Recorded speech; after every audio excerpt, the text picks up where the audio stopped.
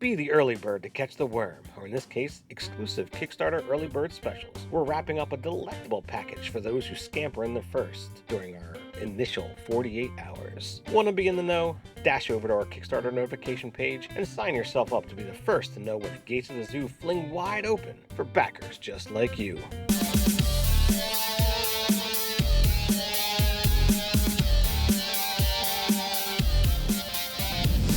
I'm Nerdarchist Ted. And I'm Nerdarchist Dave. Welcome to Nerdarchy, for nerds, by nerds. So we've talked about spells, we've talked about magic, we've talked about different types of travel, different places. We've even mentioned base travel and Spelljammer and everything else. But what we haven't talked about is mounts, and we're going to move into that segue, but it's not any old mounts. We're going to get really specific with the type of mounts we're talking about here.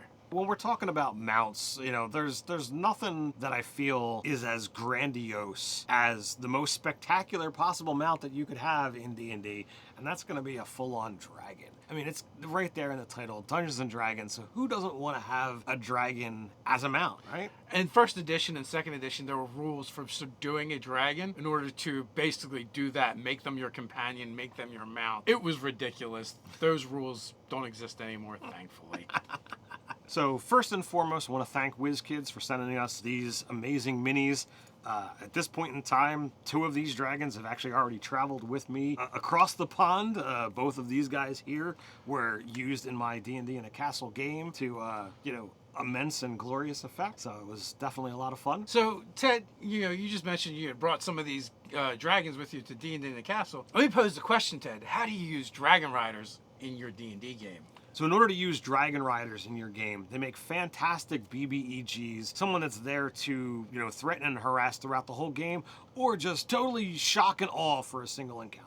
Which you've made great use of at D&D in a Castle, because your whole game was based around Dragon Riders. Indeed. My game was inspired by How to Train Your Dragon. Each character got essentially a riding drake mount. I'm actually in the process of writing up the process and the stat block that I used that was each character could customize. It's going to be something that's going to go up on the website. But this guy right here, Consaldi, was used as the mount for essentially an anti-paladin or paladin-like character that harassed them, throughout. And it was you would mention this character, and if he showed up, it's dude, you should run. This guy's a terror.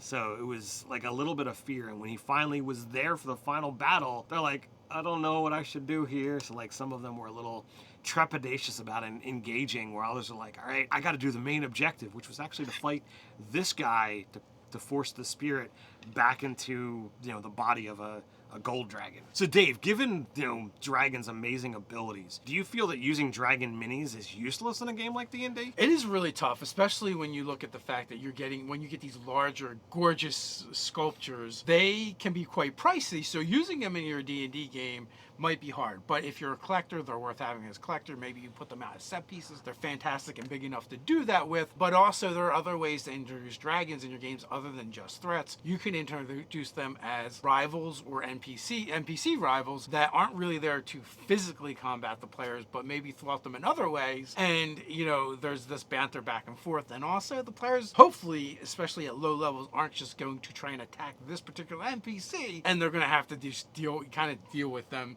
So they can be interesting set pieces more so than combat encounters. I did exactly that at my castle game. Didn't have it for this video. He's over there at the moment, but my gold dragon that I used that's up in this beautiful glorious pose, that was there for session 1, encounter 1, started off players in front of this amazing dragon just to show of oh, this is who your friend is at the moment. And then throughout the course of the game, that dragon wound up getting weaker and corrupted and turned into this beautiful monstrosity here that they then had to try and save. So it was an amazing experience to see something so glorious to become turned into something so evil. So you've already kind of mentioned the dragons, but more specifically, let's kind of zoom in, spotlight on each one. We'll talk about them, as we introduce them and how cool they look, and then we'll talk about possible uses in your D&D games. All right. So to start off first, we get Lord Soth and the Death Dragon. These are absolutely fantastic minis. I mean, Lord Soth is, famous throughout multiple planes of existence at this point in time. And, to make him more terrifying, to put him on a Death Dragon, utterly ridiculous. The second character is Kinsaldi, and his red dragon, as I said, like this red dragon is what I had used at D&D in a castle as like the mount for my anti-paladin.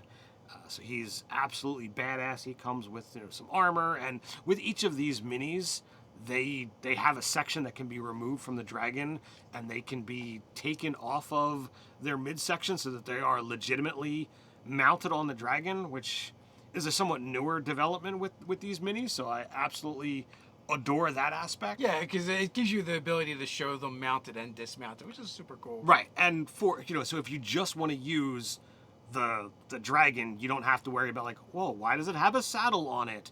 Which is like my main problem with Aviatris is like, what if I don't want a skeleton on the back of my white dragon? Like, and then this is Red Ruin and the Red Dragon L. So like they make an awesome pair with this, gorgeously long spear, and he's got armor all the way, down its back. So it's a pretty amazing piece here as well. Yeah, WizKids did a fantastic job with these sculpts. They're gorgeous. They look really well.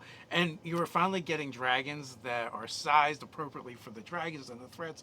You put them on the table, and the player's like, oh my gosh. The nice thing about them being able to be mounted or not mounted is depending on the situation, because not every GM only uses minis for combat. Some of them like to set the scenes and put them out as they're narrating, and that creates more of an immersive experience for that particular table. We tend to just break it out for combat more so than like, oh, here's a cool set piece and we're just going to talk. But when you have it, you have that option. And when you look at the versatility of being able to have this characters mounted or not mounted, it turns a very small bit of plastic into multiple options there. I would love to see them get to a point where they could literally have a generic mount piece and each character could be mounted anywhere, which may come at some point in time in the future, but for now I'll take the versatility option that I got. Well, I mean, imagine putting out the Lord Soth mini and being like, oh, that's scary, right? And the players are like, that's scary, but I think we can take Lord Soth. And then out of the shadows comes this Death Dragon to hover over top of him. And then and when Swift move, he mounts it, right? And now he's on the dragon. And you're able to visually and physically represent that. I think it could make for some cool moments at the table.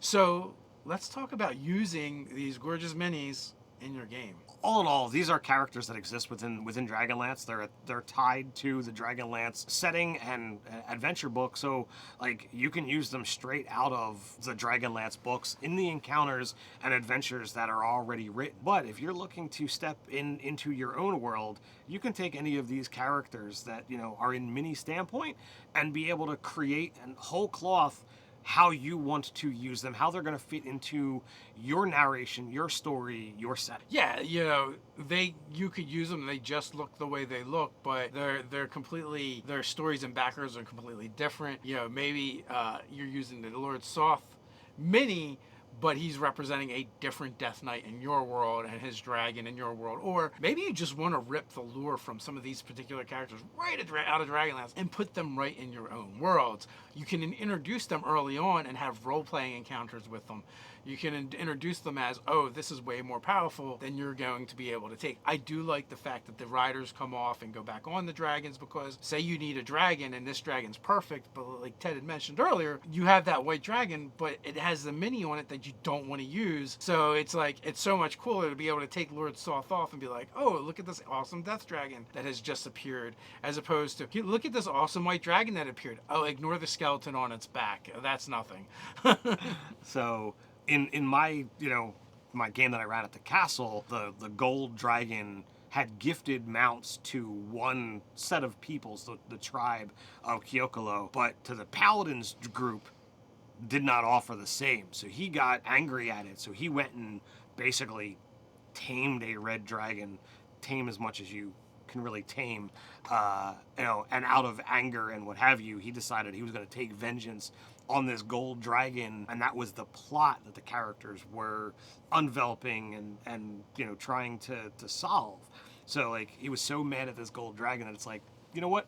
I'm gonna curse you, I'm gonna corrupt you, and then you're gonna be my slave. And the players are only just barely in time were able to save this dragon. So like that's how I used, these two specific minis, in my game. Well, not only that, your whole game, the premise was I trained my dragon, and so it's all about riding dragons essentially. Mm-hmm. Now this one here, I've got the box off to the side, so it will count as as previously used, but we're gonna add the red dragonelle onto our giveaway shelf to give away to one of our lucky fans in one of our monthly giveaways. Very cool, very cool. So there are just some ways to use these awesome dragon minis in your game that makes them not useless. Just remember, you don't have to wait till the players are high enough level. Imagine putting out that huge gold dragon and then putting the minis out for the players, and they're like, oh my god, what's going on? And like, you don't have to signal it's a role-playing encounter. Let them figure it out. Let them go, all right, can we talk our way out of becoming Scooby Snacks for a dragon?